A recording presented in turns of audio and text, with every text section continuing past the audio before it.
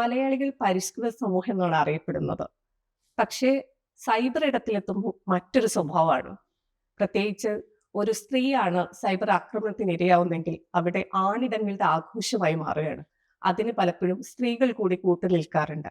അങ്ങനെ കുറേ ദിവസമായി സൈബർ ആക്രമണത്തിന് ഇരയാവുന്ന ഒരു വ്യക്തിയാണ് നമ്മുടെ കൂടെയുള്ളത്. എം.എ. ഷഹനാസ്. അവര് ദ ഫോർട്ടിനോട് മനസ്സ് തുറക്കുകയാണ്. കുറേ ദിവസമായല്ലോ ഈ സൈബർ ആക്രമണം തുടങ്ങി. അതിന്റെ കോർ വിഷയം നമുക്ക് എല്ലാവർക്കും അറിയാം. രാഹുൽ മാങ്കൂട്ടവുമായി ബന്ധപ്പെട്ടാണ്. അതെ. എങ്ങനെയാണ് നിങ്ങള് ഇതിനെ മാനേജ് ചെയ്യുന്നത്, ഇത്രയും ഒരു സൈബർ അറ്റാക്കിനെ? സത്യം പറഞ്ഞാൽ ഈ സൈബർ അറ്റാക്ക് ഞാൻ വളരെ രസകരമായിട്ടാണ് എൻജോയ് ചെയ്യുന്നത്. കാരണം പലതരത്തിൽ ഇപ്പോ നമ്മുടെ ഫോട്ടോസ് ഒക്കെ എഡിറ്റ് ചെയ്യാനും പലതരത്തിൽ അത് വീഡിയോസ് ആക്കാനും ഒക്കെയുള്ള വലിയ സാഹചര്യങ്ങൾ നമ്മുടെ ഇടങ്ങളിലുണ്ട്. അപ്പൊ അതുകൊണ്ട് തന്നെ എൻ്റെ ഫോട്ടോസ് എന്നെ എഡിറ്റ് ചെയ്തിട്ടും പല രീതിയിലാക്കിയിട്ടും ആഘോഷിക്കുന്ന ഒരു സൈബർ ഇടത്തെ കണ്ടുകൊണ്ടാണ് ഞാനിപ്പോ കുറച്ച് ദിവസങ്ങളായിട്ട് മുന്നോട്ട് വന്നുകൊണ്ടിരിക്കുന്നത്. വളരെ രസകരമായിട്ട് തന്നെ ഞാൻ അതിനെ ആസ്വദിക്കുന്നുണ്ട്. പക്ഷെ അതിനോടൊപ്പം തന്നെ ഒരുപാട് ടെൻഷൻ ഉണ്ടാക്കുന്ന, അല്ലെങ്കിൽ ഒരുപാട് നമ്മൾ എന്താണോ പറഞ്ഞത്, നമ്മൾ എന്തിനെയാണോ അഡ്രസ് ചെയ്ത് സംസാരിച്ചത്, നമ്മൾ ആർക്ക് വേണ്ടിയാണോ സംസാരിച്ചത്, അതൊക്കെ റദ്ദാക്കുന്ന രീതിയിൽ അത് ഞാനെന്ന വ്യക്തിയിലേക്ക് ഒരു സൈബർ ടീം, ഒരു സൈബർ രാഷ്ട്രീയ പ്രവർത്തനം ഇവിടെ നടക്കുന്നുണ്ട് എന്നതിന്റെ വലിയൊരു തെളിവ് കാണുമ്പോഴുള്ള ഒരു നിരാശയുണ്ട്. കാരണം കാലാകാലങ്ങളായിട്ട് നമുക്കറിയാം, ഇന്ത്യയുടെ പ്രധാനമന്ത്രിയായിരുന്ന ഒരു വനിതയുണ്ട്, ഇന്ദിരാഗാന്ധി എന്ന് പറയുന്ന നമ്മുടെ ശക്തയായ ഒരു സ്ത്രീയുണ്ട്. ആ സ്ത്രീയുടെ ഒക്കെ പാരമ്പര്യം പറ്റി ആ ഒരു പ്രത്യയശാസ്ത്രത്തിൽ വിശ്വസിച്ച് മുന്നോട്ട് പോകുന്ന ഒരു സ്ത്രീയാണ് ഞാൻ. അപ്പൊ അതുകൊണ്ട് തന്നെ സ്ത്രീകൾ പരാതിപ്പെടുമ്പോൾ, അല്ലെങ്കിൽ സ്ത്രീകൾക്കൊപ്പം നിന്ന് സംസാരിക്കേണ്ടി വരുന്ന സമയത്ത് സ്ത്രീകളെ ഇങ്ങനെ അവരുടെ വ്യക്തിപരമായ രീതിയിൽ അവരെ അപമാനിച്ചു കഴിഞ്ഞാൽ അവർ മിണ്ടാതിരിക്കുമെന്നുള്ള ഒരു തോന്നലിൽ ഒരു സൈബർ ടീം പ്രവർത്തിക്കുക എന്ന് പറയുകയും അത് അധികാരം ഉപയോഗിച്ച്, അധികാരം ഉപയോഗിച്ച്, രാഷ്ട്രീയ അധികാരം ഉപയോഗിച്ച് ഒരു അടിച്ചമർത്തലുകൾ നടത്താമെന്നുള്ള ഒരു തോന്നലുകളെ വലിയ രീതിയിൽ ആഘോഷിക്കപ്പെടുന്ന കാഴ്ചകൾ കാണുന്നതിന്റെ ഒരു രസം ആണ് എനിക്കിതിനെ അനുഭവപ്പെടുന്നത്. കാരണം എനിക്കിതിലൊന്നും നഷ്ടപ്പെടാനില്ല.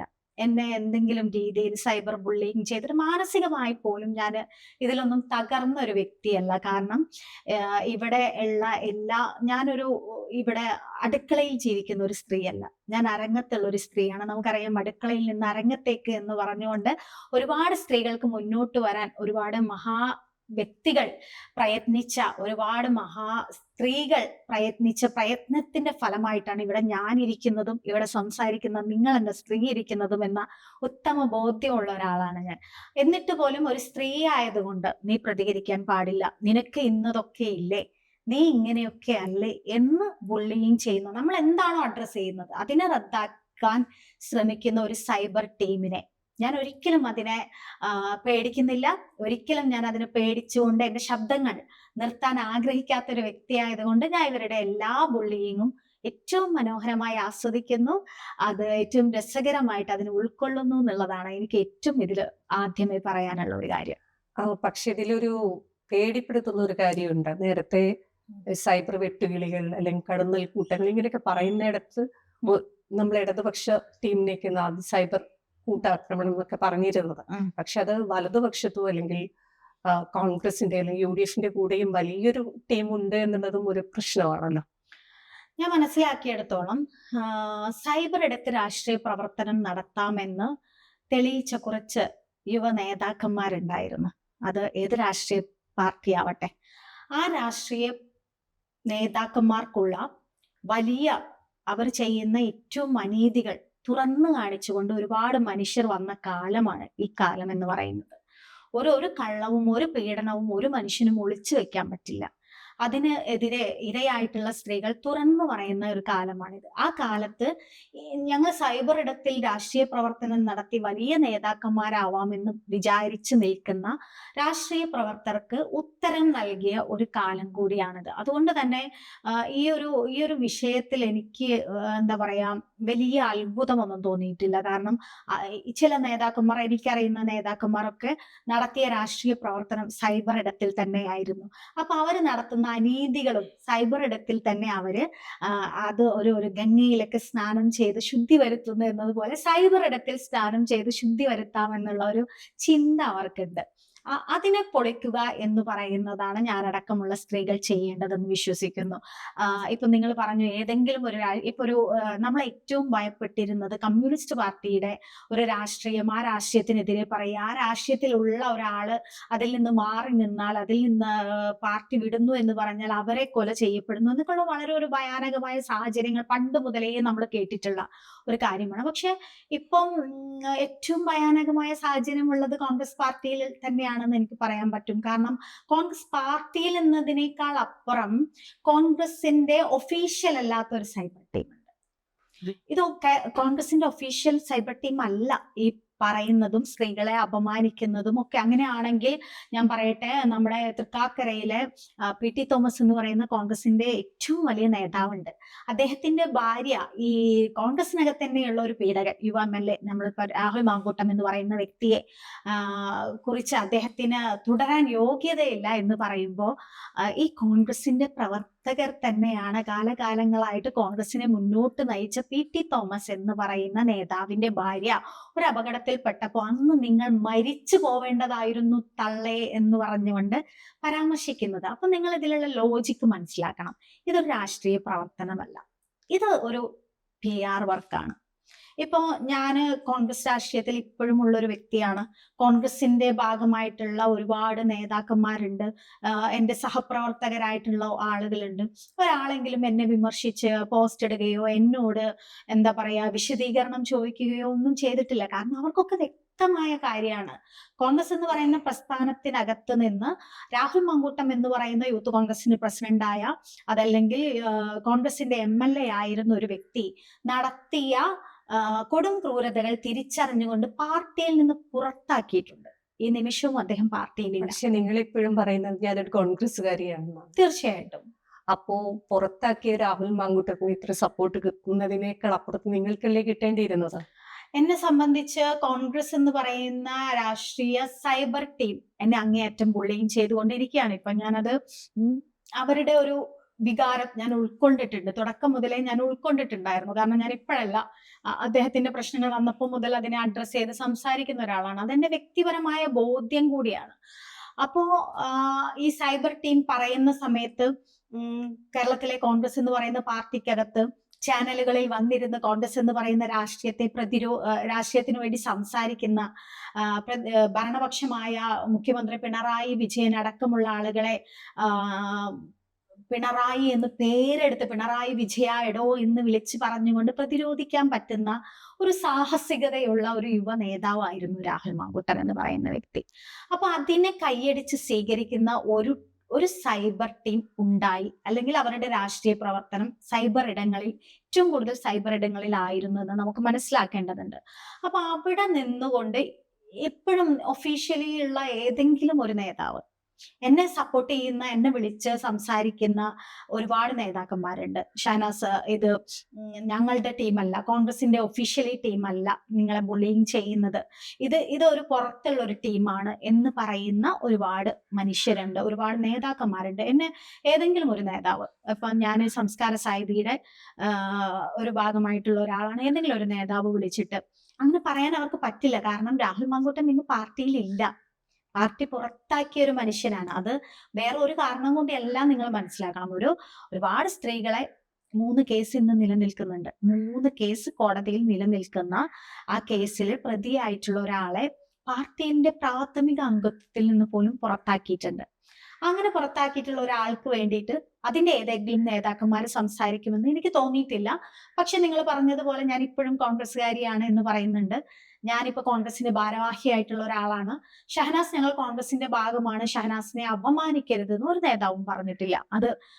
അതെന്നെ ഏറ്റവും വേദന ഉണ്ടാക്കിയിട്ടുള്ള ഒരു കാര്യമാണ്. കാരണം എന്താന്ന് വെച്ചാല് കോൺഗ്രസിനകത്തുനിന്ന് ഇങ്ങനെ ഒരു പീഡകനെ പുറത്താക്കുമ്പോ അത് സ്ത്രീകൾക്ക് നൽകിയ ആത്മവിശ്വാസമുണ്ട്. പാർട്ടി ഭേദമന്യേ. കാരണം ഒരു രാഷ്ട്രീയ പ്രസ്ഥാനത്തിനകത്ത് ഒരു പീഡകൻ ഉണ്ടാവുക, ഒരു MLA പീഡകനാവുക, യൂത്ത് കോൺഗ്രസിന് പ്രസിഡന്റ് പീഡകനാവുക, അപ്പോ അതിനെ മാറ്റി നിർത്തുക, അതിൽ നിന്ന് പുറത്താക്കുക, ഇതൊക്കെ ചെയ്തിട്ട് ഏറ്റവും മാതൃകയായ ഒരു പ്രസ്ഥാനമാണ് എൻ്റെ ഇന്ത്യൻ നാഷണൽ കോൺഗ്രസ് എന്ന് ഞാൻ വിശ്വസിക്കുന്നുണ്ട്. ഞാൻ അത് തിരിച്ചറിഞ്ഞൊരു വ്യക്തിയാണ്. പക്ഷേ പീഡകന് പക്ഷെ വേറൊരു കാര്യം ഇതിൽ എന്താണെന്നറിയോ മനസ്സിലാക്കേണ്ടത്. ഇപ്പോ ആ പീഡകനെതിരെ സംസാരിക്കുന്നത് കേരളത്തിലെ വലിയ പ്രതിപക്ഷ നേതാവട്ടെ, കഴിഞ്ഞ കാലങ്ങളിൽ പ്രതിപക്ഷ നേതാവായിരുന്ന രമേശ് ചെന്നിത്തലയാവട്ടെ, നിങ്ങൾ സൈബർ ഇടങ്ങളിൽ കമന്റ്സ് നോക്കിയാൽ മനസ്സിലാവും അദ്ദേഹം ഞങ്ങളുടെ പാർട്ടിയുടെ ഭാഗമല്ലല്ലോ, അദ്ദേഹം ഇപ്പൊ ഇങ്ങനെ മത്സരിക്കുന്നു. ശ്രീ രമേശ് ചെന്നിത്തല കഴിഞ്ഞ ദിവസം സംസാരിക്കുമ്പോൾ അതിന് താഴെ വന്ന കമന്റ്സ് നിങ്ങൾ കാണണം. ഏറ്റവും വൃത്തികെട്ട വാക്കുകളിൽ രമേശ് ചെന്നിത്തലയെ വിളിക്കുകയാണ്.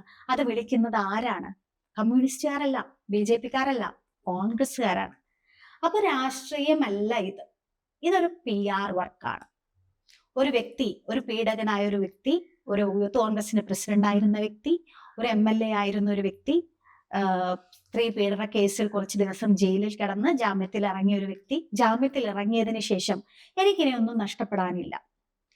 അപ്പോൾ ഞാൻ എങ്ങനെ ഇതിനെയൊക്കെ പ്രതിരോധിക്കണമെന്ന് വളരെ വ്യക്തമായ തെളിവോട് കൂടി വന്ന്, ഇത്രയും കാലം അദ്ദേഹത്തിന്റെ പ്രവർത്തനം PR വർക്കായിരുന്നു എന്ന് അദ്ദേഹത്തിന് തന്നെ അറിയാം.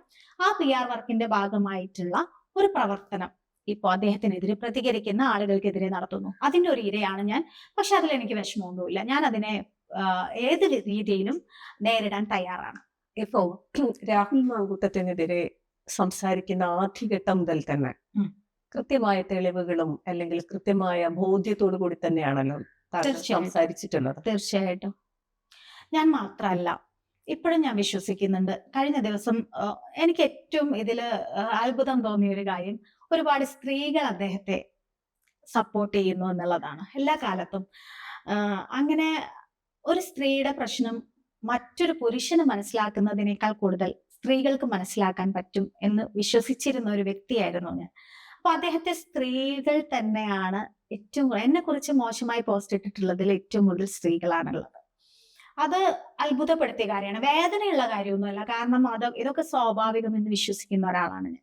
അത്ഭുതപ്പെടുത്തിയ ഒരു കാര്യമാണ്. കാരണം സ്ത്രീകൾ തന്നെ ഒരു പീഡകനായ, അതായത് വിവാഹിതരായ സ്ത്രീകളാവട്ടെ, അവർ പറയുന്ന ഒരു എക്സ്ക്യൂസ് അതാണ്, വിവാഹിതരായ സ്ത്രീകൾ അദ്ദേഹത്തിനൊപ്പം എന്തിനു പോയി? തിരിച്ച് നമുക്ക് ചോദിച്ചൂടെ, അദ്ദേഹം എന്തിനു പോയി വിവാഹിതരായ സ്ത്രീകൾക്കൊപ്പം? അദ്ദേഹം എങ്ങനെ ഒരു സ്ത്രീയെ മാനിപ്പുലേറ്റ് ചെയ്യാം, വിവാഹം കഴിക്കാമെന്ന് പറഞ്ഞ് എങ്ങനെ ഒരു മാനിപ്പുലേറ്റ് കൺസെന്റ് ഉണ്ടാക്കാം എന്നൊക്കെ വ്യക്തമായി അറിഞ്ഞ് ഞാൻ നിന്നെ കല്യാണം കഴിക്കാം. ഒരു സ്ത്രീയെ ഏറ്റവും വിശ്വസിപ്പിക്കാൻ പറ്റുന്ന ഒരു കാര്യം എന്താണ്? നിന്നെ ഞാൻ നീ ഒരു ഗർഭിണിയായി, ഒരു അമ്മയായാൽ നിന്നെ എൻ്റെ വീട്ടുകാർ സ്വീകരിക്കും, നീ മറ്റൊരു വിവാഹം കഴിച്ചൊരു സ്ത്രീ ആണെങ്കിൽ പോലും എന്ന് പറഞ്ഞിട്ട് ആ സ്ത്രീയെ വിശ്വസിപ്പിക്കുകയാണ്.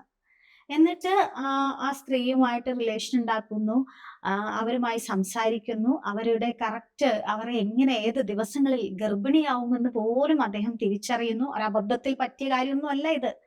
രണ്ട് വ്യക്തികൾ പ്രണയത്തിലാവുന്നു, റിലേഷൻ ഉണ്ടാവുന്നു, സെക്ഷൽ ലൈംഗികപരമായിട്ടുള്ള റിലേഷൻ ഉണ്ടാവുന്നു, അതിന്റെ ഭാഗമായിട്ട് ഗർഭിണിയാവുന്നു. ഇതൊക്കെ നമ്മളൊക്കെ ഈ കാലാകാലങ്ങളിൽ ആളുകളെ കണ്ടിട്ടുള്ളതാണ്. പക്ഷെ ഇത് ഏറ്റവും പ്ലാൻഡ് ആയിട്ട് ഇത് ചെയ്ത് പിന്നെ ഇത് നശിപ്പിക്കാനുള്ള, അബോർഷൻ ചെയ്യാനുള്ള മരുന്ന് സംഘടിപ്പിക്കുന്നു, അത് അവരുടെ ഏൽപ്പിക്കുന്നു. ഇപ്പം അല്ല, ഞാൻ ഉദ്ദേശിച്ചത് കുറച്ചു കാലം കഴിഞ്ഞിട്ടാണ് എന്ന് പറയുന്നു. അങ്ങനെ ഒരു സ്ത്രീയെ ശാരീരികമായും മാനസികമായും ഒക്കെ ട്രോമയിലാക്കുന്ന ഒരു സാഹചര്യം.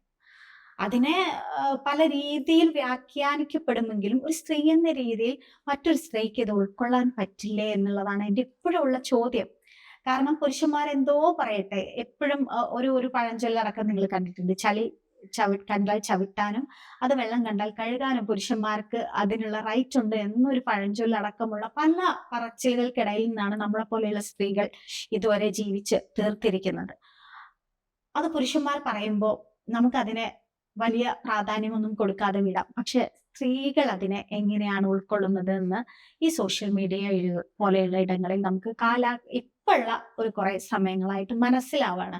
ഒരുപാട് സ്ത്രീകൾ നേടിത്തന്നതാണ് നമ്മളുടെ ഇങ്ങനെയുള്ള പറയാനും പ്രതിരോധിക്കാനും പ്രതികരിക്കാനുമുള്ള അവസരങ്ങൾ എന്ന് നമ്മളൊക്കെ മനസ്സിലാക്കേണ്ടതാണ്. നാളെ നമുക്കൊരു പ്രശ്നം വരുമ്പോൾ പറയാനും ഒരു സ്പേസ് ഉണ്ടാവണം എന്നുണ്ടെങ്കിൽ നമ്മൾ പീഡിപ്പിക്കപ്പെട്ട സ്ത്രീകൾക്കൊപ്പം നിൽക്കണം.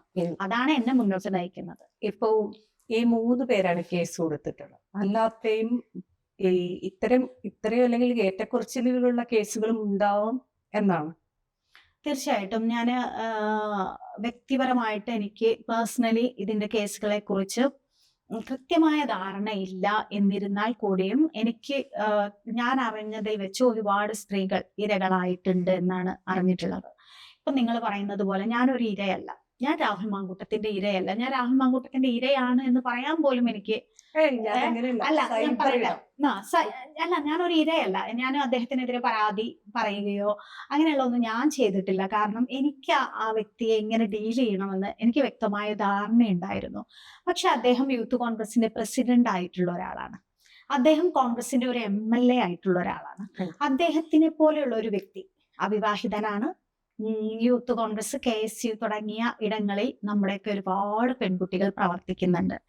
അദ്ദേഹത്തിന് മാനിപ്പുലേറ്റ് ചെയ്യാൻ സാധിക്കുന്ന ഇടങ്ങളിലൊക്കെ അദ്ദേഹം മാനിപ്പുലേറ്റ് ചെയ്തിട്ടുണ്ട്. ഒന്നല്ല, രണ്ടല്ല, മൂന്നല്ല, അങ്ങനെ നിരവധി സ്ത്രീകൾ ഇത് പുറത്ത് പറയാൻ ഇപ്പോഴും തയ്യാറാവാതെ പേടിച്ചു നിൽക്കുന്ന കോൺഗ്രസിനകത്ത് തന്നെ സ്ത്രീകളുണ്ട്. ഒരുപാട് സ്ത്രീകളുണ്ട്. അവർക്ക് വേണ്ടി കൂടിയാണ് ഞങ്ങളെ പോലെയുള്ള ആളുകൾ സംസാരിക്കുന്നത്. കോൺഗ്രസിനകത്ത് ശ്രീ രാഹുൽ മാങ്കൂട്ടം എന്ന് പറയുന്ന MLA-ക്കെതിരെ സംസാരിച്ച ഒരുപാട് സ്ത്രീകളുണ്ട്. മുതിർന്ന സ്ത്രീകളുണ്ട്, MLA-മാരായിട്ടുള്ള സ്ത്രീകളുണ്ട്, ഭാരവാഹിത്വത്തിലുള്ളതും ഇല്ലാത്തതുമായ സ്ത്രീകളുണ്ട്. അവരുടെയൊക്കെ ഇപ്പൊ അവസ്ഥ എന്താ? അവർ സൈബർ ബുള്ളിങ് ചെയ്തുകൊണ്ടേയിരിക്കുകയാണ് പ്രതികരിച്ചതിന്റെ പേരില്. ഈ പറഞ്ഞ വ്യക്തികൾക്ക് നഷ്ടപ്പെടാത്ത പലതും നഷ്ടപ്പെട്ട മിണ്ടാതെ ഇരിക്കുന്ന പെൺകുട്ടികളുണ്ട്. അവർക്ക് വേണ്ടിയിട്ടാണ് ഞങ്ങളെ പോലെയുള്ള സ്ത്രീകളുടെ പോരാട്ടം എന്ന് ഞാൻ വിശ്വസിക്കുന്നുണ്ട്.